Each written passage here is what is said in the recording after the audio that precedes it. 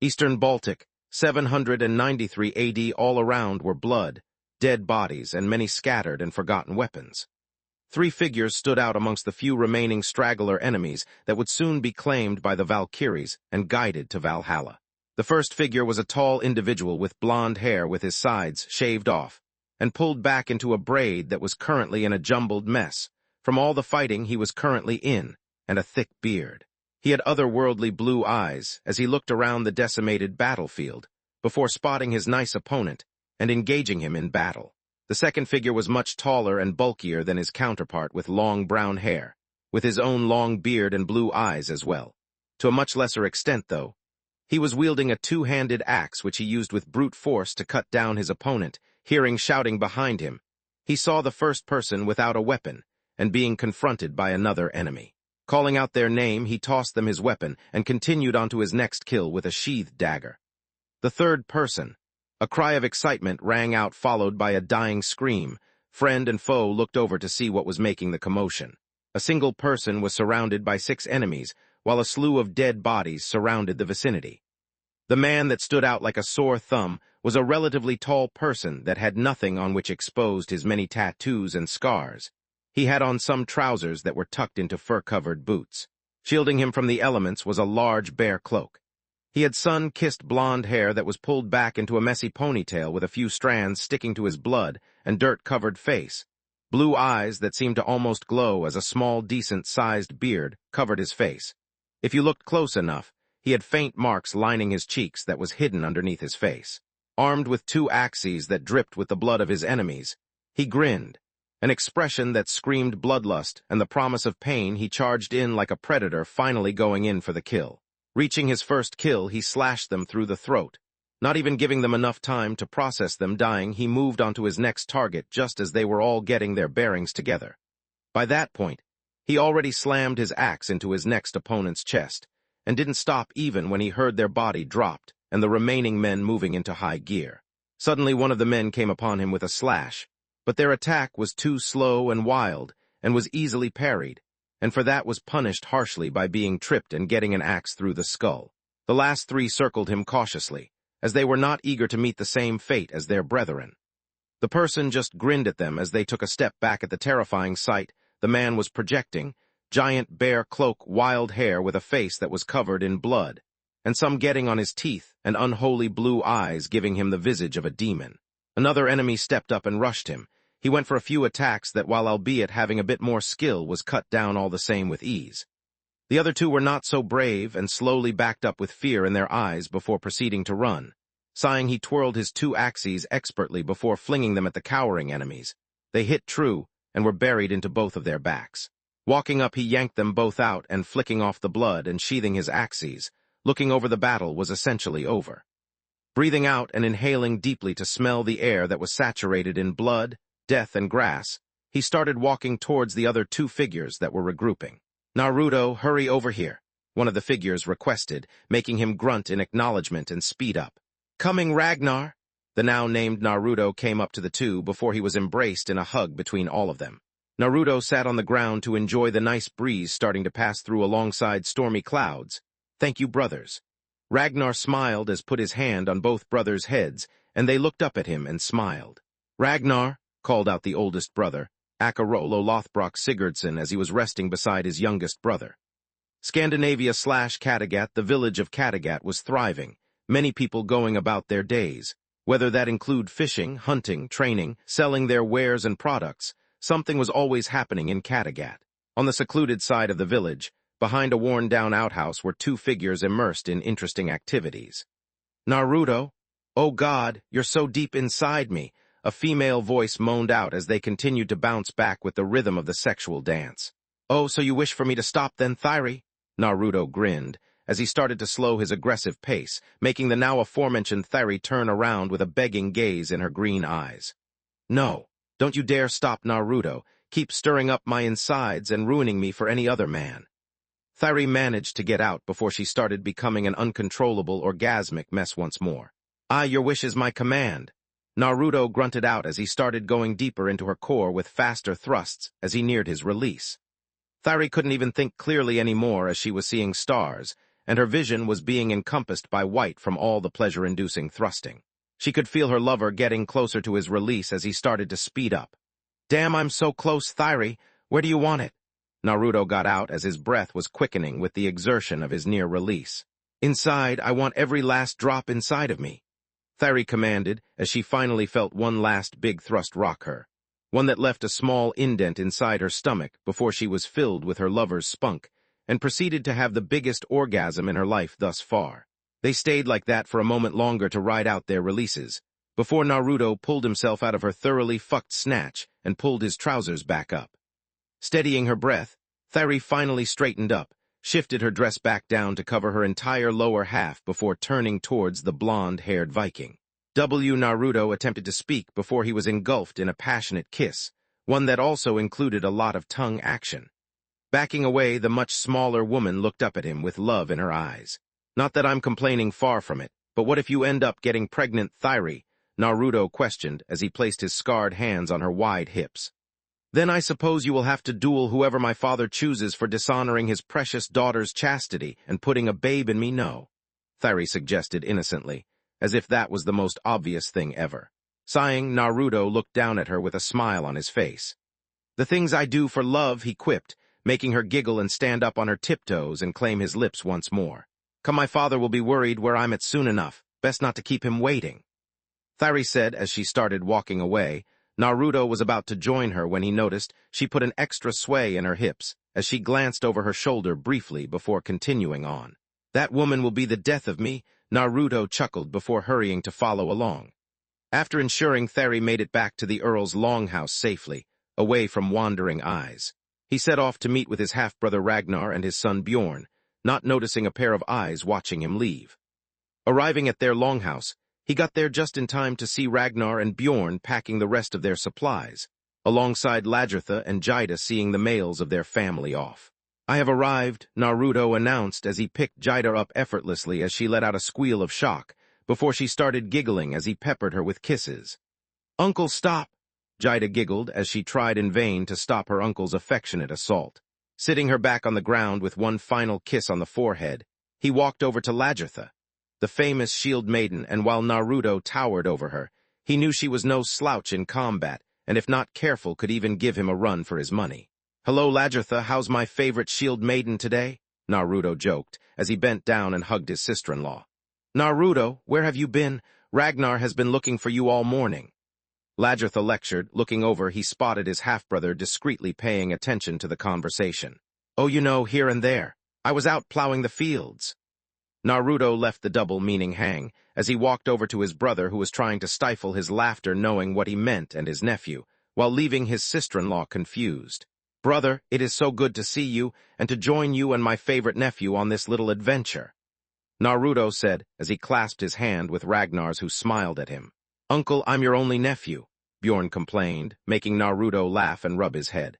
"Yes, it has been a short time since either of us have spent quality time together, and I have much to discuss with you and Bjorn on the way."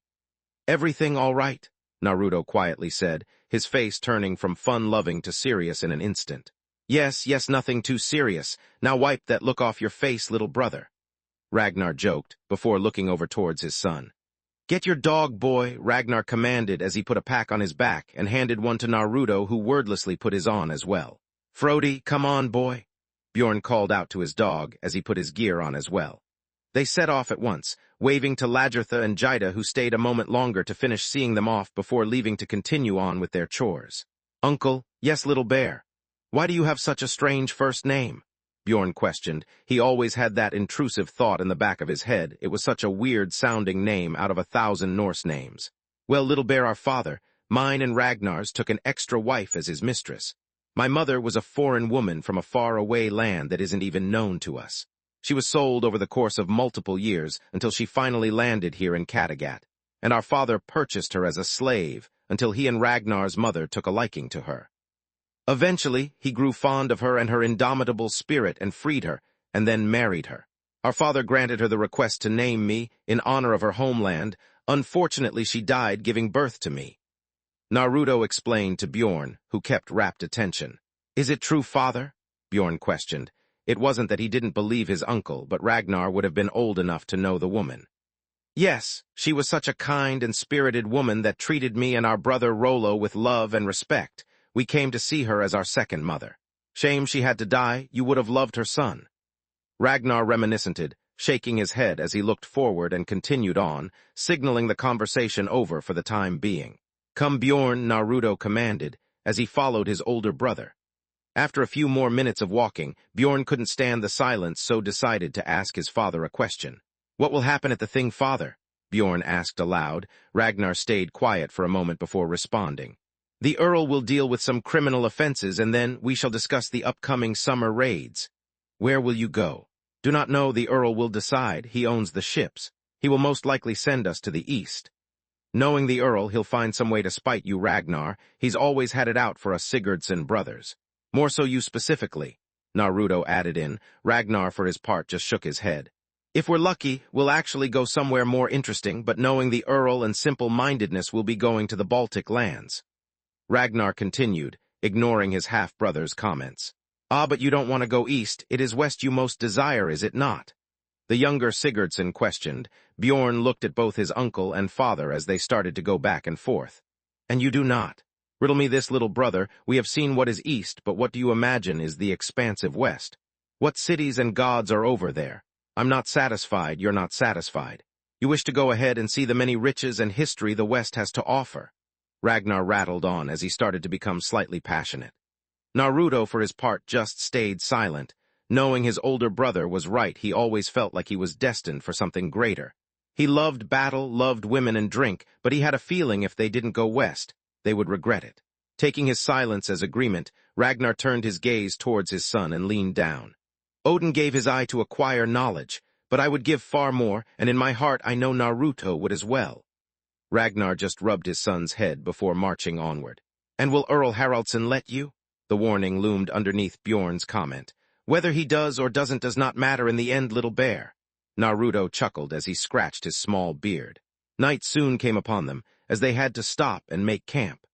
After laying out their bed rolls and setting up a fire, Naruto perched upon a rock as he stared at the stars while he sharpened one of his axes. He could absent-mindedly hear Ragnar telling his son about the story of how he won Lagertha's head in marriage, and how much he loved her. Ragnar, tell Bjorn about the time Lagertha's father almost split your skull open for defiling his daughter. Naruto laughed as Ragnar's eyes twinkled in mischief, as he chuckled as well. Do not remind me, brother. I had to hide out in the woods for a whole week, while his temper was calmed. You and Rollo had to search for me because you both thought I got killed by a bear. All three members started laughing at the image. They grew quiet for a moment before Ragnar looked over at his oldest child. Are you ready to receive your arm ring and become a man? He asked in a quiet voice as he awaited his son's answer. Yes, Bjorn responded, no hesitation whatsoever in his young voice. Good, because the gods would have known if you were lying. Naruto chuckled as he pulled his other axe out and began sharpening that one now. Hush, Naruto, I'm trying to teach our young Viking here some lessons, Ragnar requested, making Naruto shrug in amusement. Bjorn, what does a man do? He fights, and... Ragnar urged on, knowing his son was smarter than a simple answer like that. He looks after his family, Bjorn answered. Naruto, for his part, just looked at his nephew with pride at the correct answer. Without family, a man is nothing, Naruto thought. He would fight, die, and go to war for his if need be, because without family you were less of yourself. That's right, could you look after our family, Bjorn? He asked, though the tone of his voice meant this was meant to be a serious question. What do you mean, father, you look after us?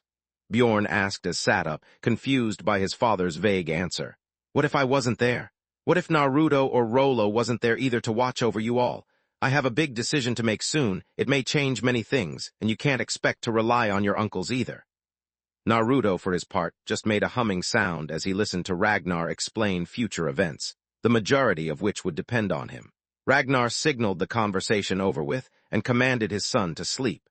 Naruto informed them he would be taking first watch to prevent any unwanted intruders.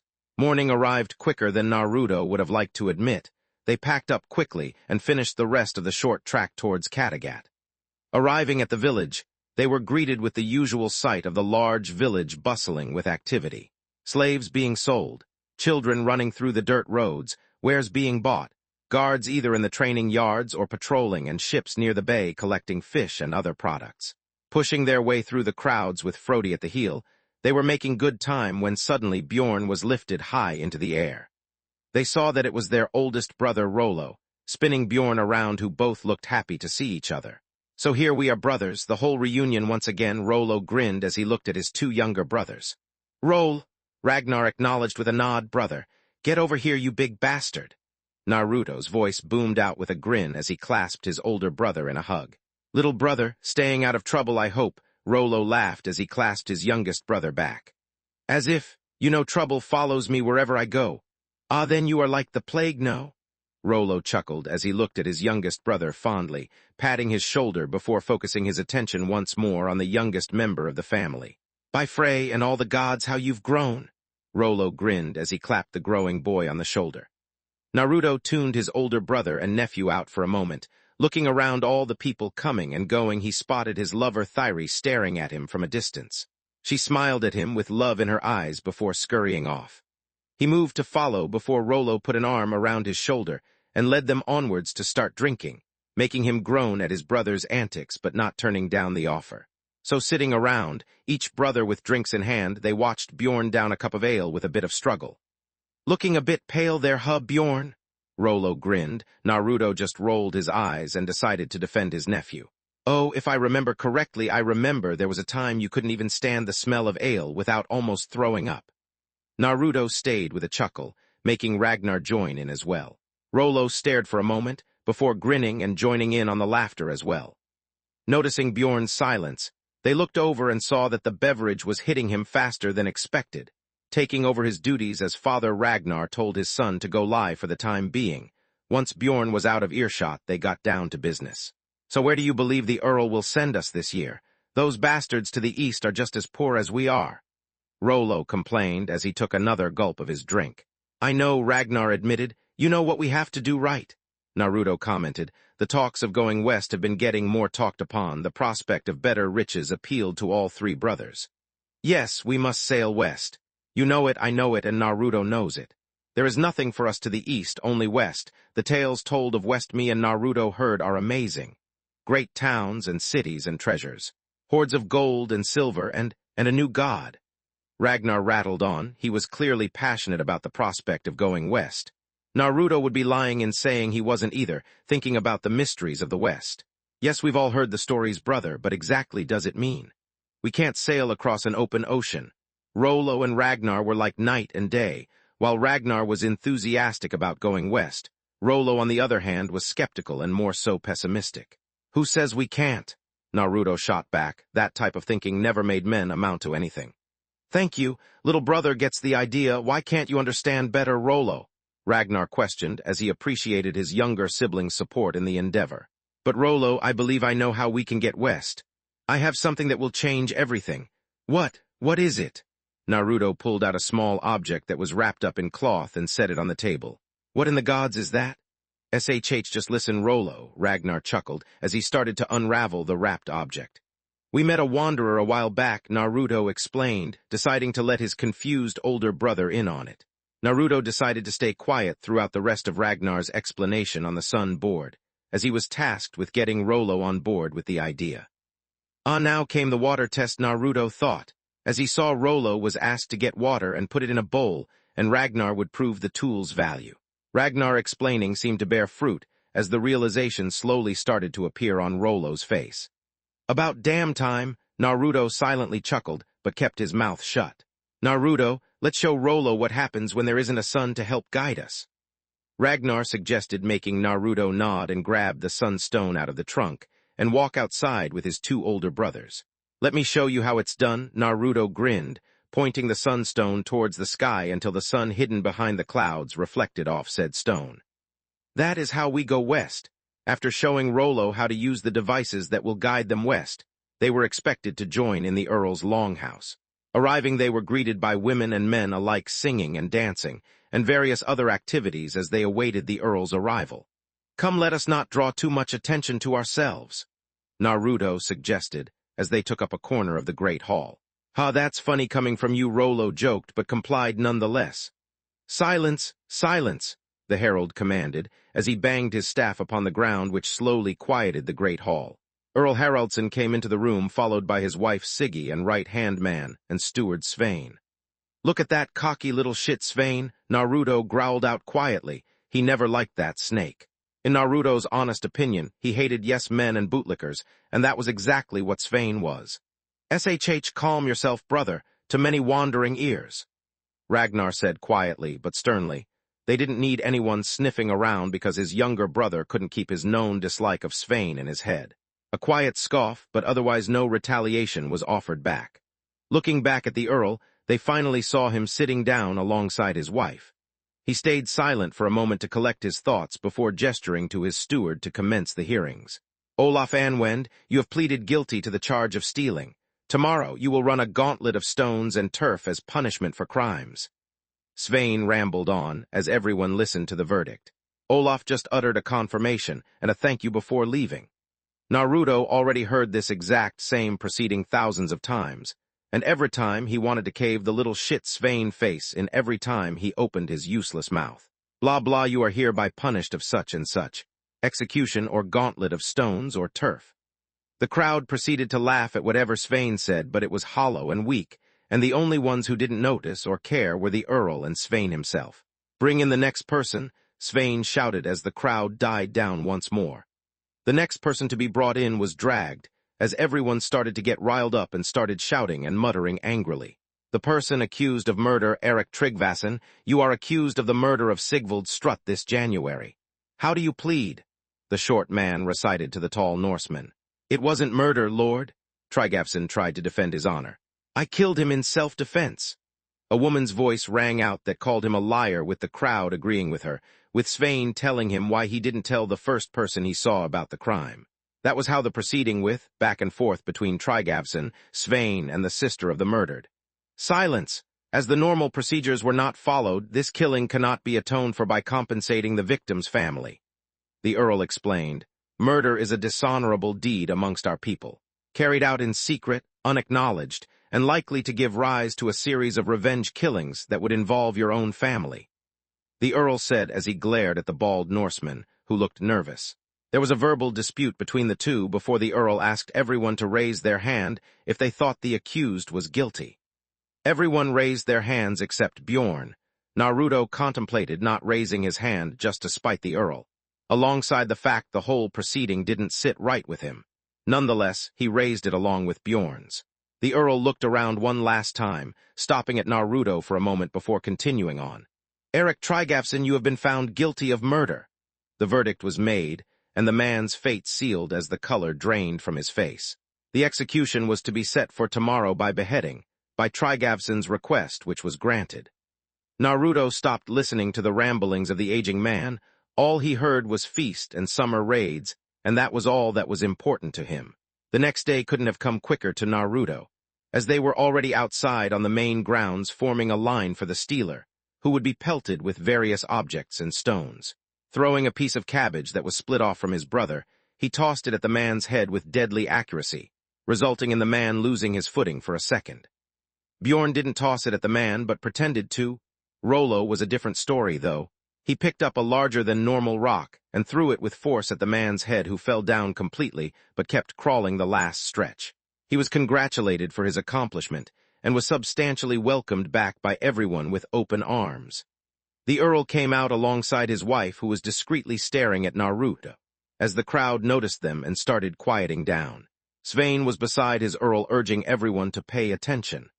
Erik Tryggvason and his executor came out next as they went to the execution block. One was smiling, and the other looked grim. "Why is he smiling, father?" Bjorn said with confusion. "What man would smile in the face of death? He wants to die well without fear to atone for his sins," Ragnar explained nonchalantly. "He hopes that atoning for his sins will still allow how to be guided to Valhalla." Naruto decided to add in, making Bjorn contemplate the answer before nodding. Everyone silently watched as Tryggvason willingly placed his head on the block and prepared himself. Bjorn attempted to look away. He was tugged and forced to look forward by a stern Naruto. "You mustn't look away, little bear, for his sake, our sake, and the god's sake," Naruto ordered as he looked at his nephew, who was taken aback by the look in his bright blue eyes. "Yes, uncle, it's his only hope for reaching Valhalla," Rollo added in as well, to drive the point home to Bjorn. They all watched the executor wave the decapitated head off to the crowd, causing everyone to cheer and applaud. Earl Haraldson raised his hands to quiet the crowd. "Curse this man, may he never enter Valhalla, may he never feast with the gods." The crowd was shocked. To deny a person the chance to enter Valhalla when they faced death with dignity and pride was shameful. There were muttering and angry whispers that filtered throughout the entire crowd. Ragnar and Rollo looked at each other with apprehension on their faces. Naruto, on the other hand, looked downright murderous. He disliked Earl Haraldson but thought he was a fair leader. After this spectacle, he was effectively on his shit list as well. To deny someone who faced death with no fear and gladly accepted it didn't deserve to be a leader. "Why did he do that?" Bjorn asked in mild anger. He couldn't believe the audacity. He shouldn't have done that," Ragnar commented, a loss of words for why Earl Haraldson had done that. "Naruto, didn't you tell me the Earl might have had something to do with this dispute of land?" Rollo asked curiously as he looked to his youngest brother. "Yes, Thari has overheard conversations from her father constantly about that piece of land." Naruto mused. Thari told him anything interesting about Earl Haraldson. It paid to have such a beautiful woman wrapped around his finger. "So this happened because Tryggvason had the best claim to the land and refused to sell it," Ragnar replied. He was slightly pissed at the abuse of power. "Correct," Naruto confirmed, though he wished he was wrong for once. "You hear that, boy?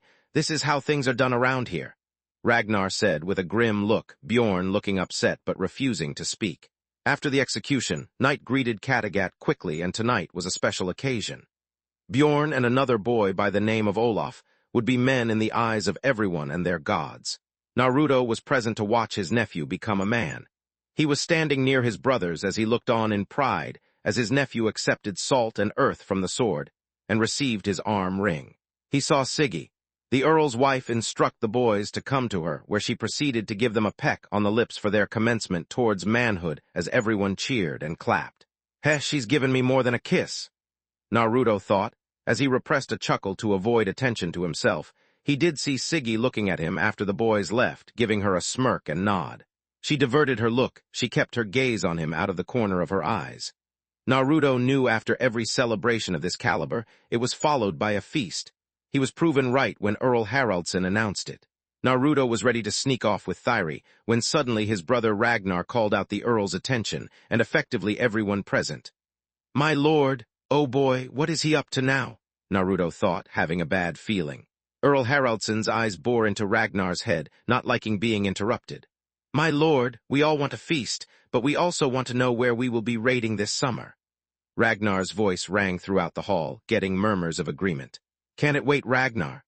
"No, it can't," Naruto shouted out, drawing attention towards himself, everyone else getting more riled up while the Earl started to look more irritated, Siggy looking on curiously.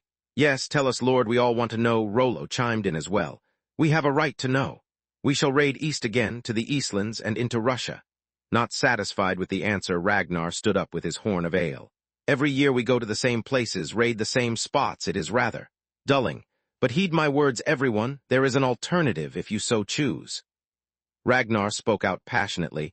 Everyone started to hang onto his words as their murmuring got louder and louder. Naruto witnessed the Earl stand up and mock Ragnar for believing in such foolish tales. After being humiliated in front of everyone, Tagnar stormed back to his family's long table. "Here, brother, for the edge." Naruto passed over another horn of ale to get the Earl's stupidity out of his older brother's mind. Ragnar didn't accept it at first, his mind still warring with the words of their naive Earl. Nevertheless, he took the horn and thanked him before looking at his son more so the golden ring attached to his arm now. "It is a fine ring, is it not?" "Aye, it is, brother," Naruto agreed before taking another gulp of his horn. Suddenly a man appeared before the table, a housecarl, one of Earl Haraldson's dogs.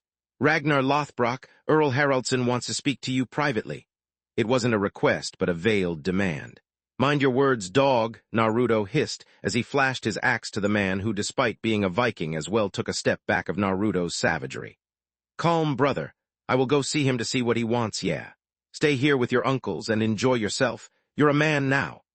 Ragnar smiled as he tousled his son's hair before standing up and heading to where the Earl was privately dining. After the excitement was over, Naruto needed a different type of excitement, looking around for his secret lover. He found her standing near the throne talking to a few other women her age.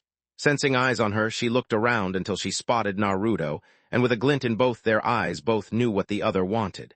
"Excuse me, brother, nephew, but I have some business to attend to." Naruto grinned as he stood up with purpose and started walking towards the exit.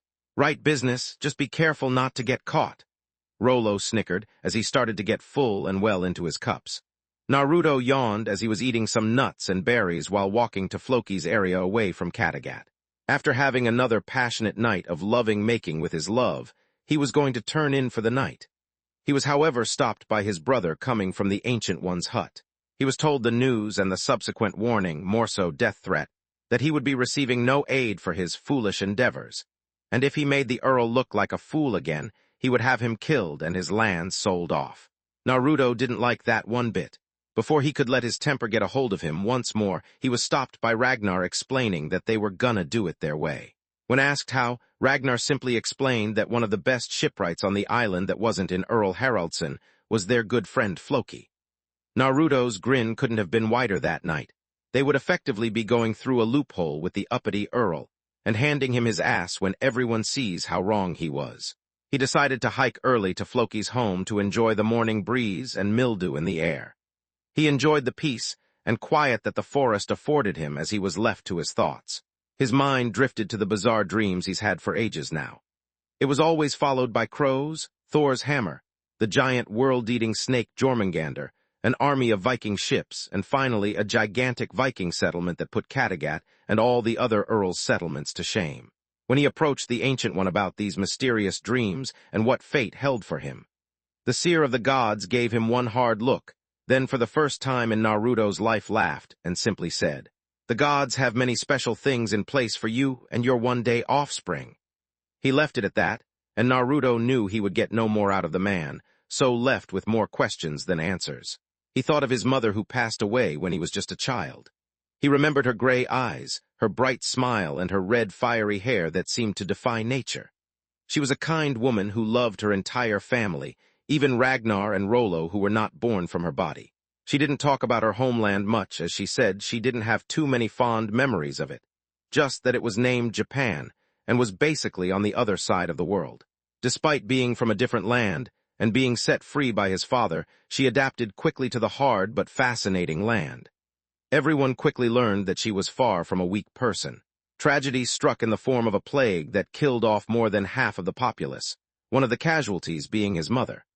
Father was stricken with grief that he vowed to never marry again after burning his mother's body on a drifting Viking ship. Seeing a break in the trees, he saw he was coming upon Floki's home.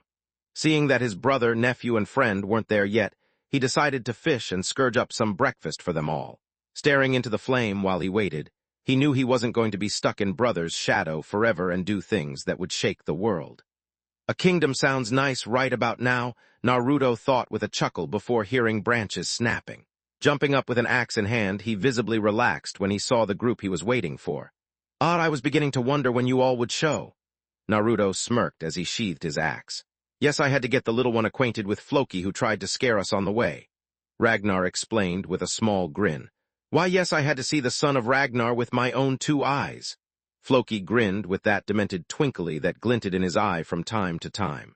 "Well, I heard we were building a boat. Can't build shit without food in our bellies." Naruto grinned as he pointed to the smoked fish hanging on the racks. They each gave him a hearty thanks and dug in and got to work. They had mysteries to uncover. Naruto sat by Ragnar and Floki as the man explained to the both of them how it would be built and how it would do out in sea. Ragnar asked a couple questions that he was concerned about. "Will it hold many men? That's the most crucial part here, Floki," Naruto questioned, making the man stare at him before grinning. Yes, of course it will give you room for many men to plunder and loot." Floki nodded as he started pointing to different parts of the hull of the boat. "Will it be strong enough? We shall soon find out soon, now won't we?" "Great, that's a cause of concern," Naruto chuckled. He wasn't worried if he made it to new land or sunk at sea was the will of the gods as far as he was concerned. Naruto and Ragnar pulled out some of their spoils from their last summer raid, but Floki turned them both down, citing they would all be as rich as dwarves. After helping get the boat nearly ready, Naruto decided to spend the remainder of his day on top of the highest hill, overlooking the ocean, despite Ragnar and Lagertha urging him to spend dinner with them. He was sitting down with his legs dangling over the edge with a horn of ale as he started reminiscing about his life and what else it entailed for him in the future when suddenly his heard cawing. Looking over, he saw a raven staring at him with its black beady eyes. Naruto stared back at it intently before he saw it fly off, and bells started ringing, even though they shouldn't be. He heard movement in the distance and saw a man in a cloak and thick white beard looking at him. Blinking his eyes, the man was gone. He thought he was hallucinating or had too much to drink when suddenly he heard thunderstorms and massive black clouds covering the sea in the distance. Growing concerned about the size of it and not wanting to get wet, he stood up and was ready to trek back to his home when he heard a hiss that was so primal that it locked him in place. Looking back slowly, he saw two gigantic blue orbs glowing in the hazy mist that was the growing storm. It stared at him, and despite his tiny seed of fear, he looked back without blinking. The next minute it dived underneath the depths of the sea, and he caught a glimpse of something humongous that had scaly skin. The gods have many special things in place for you and your one-day offspring. Those words repeated over and over again in Naruto's head as he headed home to turn in for the next to help his brother fulfill his dream and in turn fulfill his.